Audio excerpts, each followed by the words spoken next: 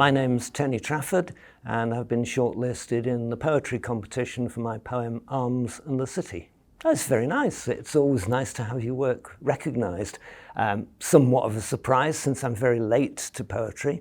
Having now being largely retired, suddenly thought maybe I should do something with this. So started looking around for places to read and noticed that there were literary festivals like this one. So you cast your bread on the waters and see how it goes, and then, hey, come on, you're shortlisted, we're going to publish you. So that's really kind of sort of a late success in life, if you like.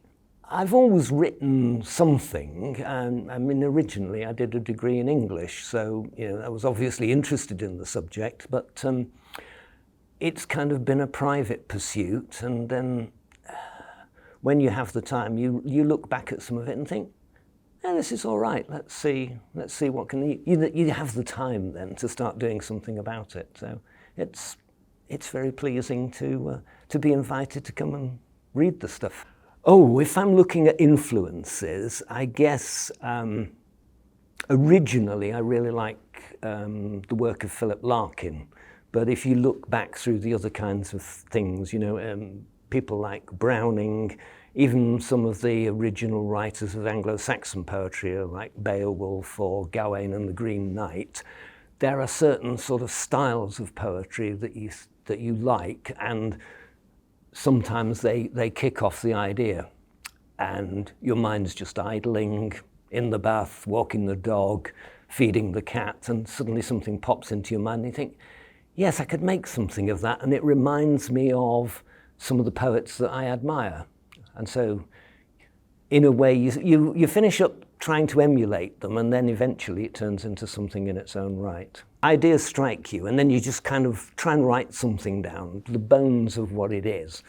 And sometimes there are bits of that just absolutely stick, they're absolutely right when they come out. And then you spend the rest of your time picking at it. All the bits that don't work, the bits where you think, no, that's a cliche, can we do something better with that? And eventually it gets to the point where you read it through and there's nothing you quite cringe at which point you think, that's probably done now. No, I think poetry's my form, if you like. I mean, I've done quite a lot of writing for work and things like that.